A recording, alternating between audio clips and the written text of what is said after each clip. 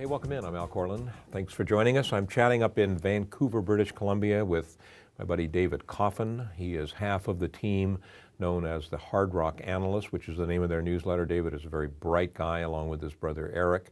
I want to say that nobody endorses their newsletter more than I do, so you need to take a look at it. Having said that, we're going to chat a little bit with David about what's going on in the stock market potentially. Let me rephrase that. What could very well happen during 2011. Big Al is very concerned. Big Al being me is very concerned in the sense that with the passage of the tax, or the extension, I guess to be perfectly correct, I should say, of the tax bill in the United States, coupled with the inordinate amount of spending that's going on by the federal government, I think the stock market personally is a train wreck waiting to happen. And by that I mean specifically the conventional stock market. I am curious whether or not Eric agrees with that, and if he feels this is going to spill over into the resource market. What says the guru?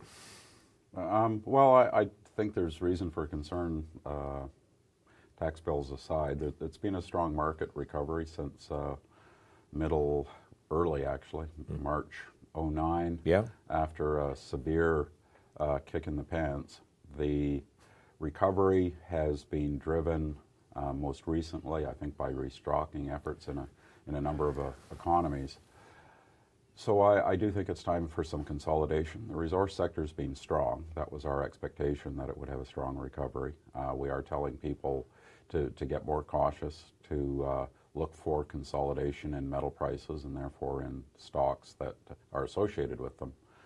That's a near-term, not a long-term or even a medium-term concern. Sure. There's going to be profits-taking, and the advantage to a profit-taking portion of the cycle is that it frees up cash to go into other things. So we do think that cash will largely get recirculated back into the sector, but near term, allow the profit taking to happen and look for opportunities within it.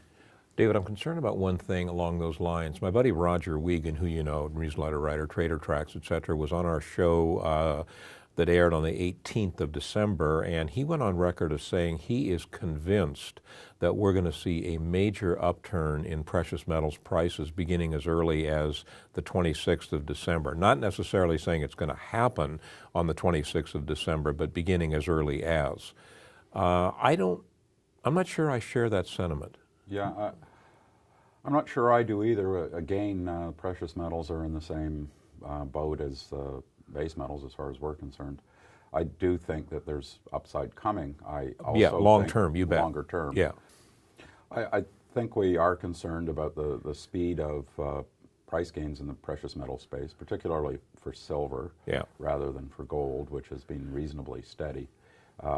That's been associated with a downtick in the U.S. dollar or a broad sideways movement in the U.S. dollar, despite obvious weaknesses in Europe and concerns over the euro. So we don't see a reason why near term the U.S. dollar should continue to fall against the euro. Against the yen, the yen's been strong. Again, that's what we had expected, but there's nothing going on in Japan that has changed its underlying fundamental malaise. So, sure. You know, you've got a three-legged stool. All of the legs seem to be broken. There's no reason to assume it's the U.S. leg that's going to break first. Right.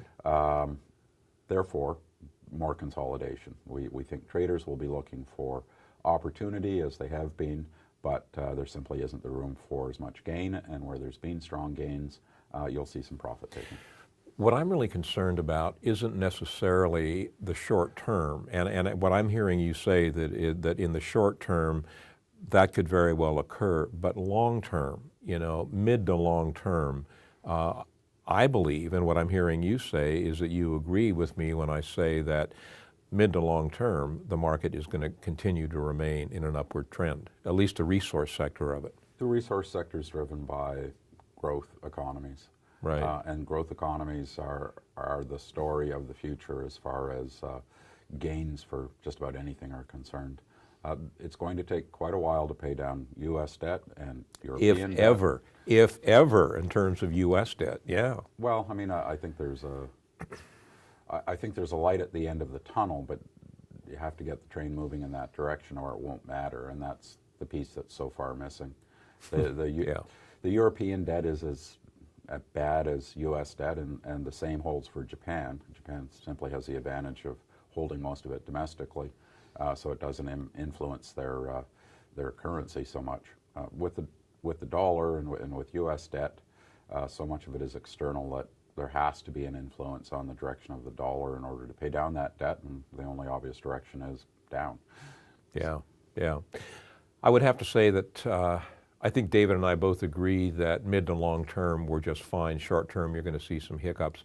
I want to say one thing. Number one, I appreciate David taking some time out of his busy day to join me, number one. And number two, go to the Hard Rock Analyst link on our website. Click on that link and you can get information about the Hard Rock Analyst, which, as I said, is one of, in my opinion, the best newsletters out there. You've got a fellow with a strong geological background on one side, his brother having a very strong business background on the other side. You marry those two into a relationship, and who's the winner? You guys are. Not meant to be an advertisement, just another nudge from Big Al saying that you need to get all the information that you can. If you're interested in the resource sector, the Hard Rock Analyst is a great source of information. David, thanks, buddy. Oh, my pleasure.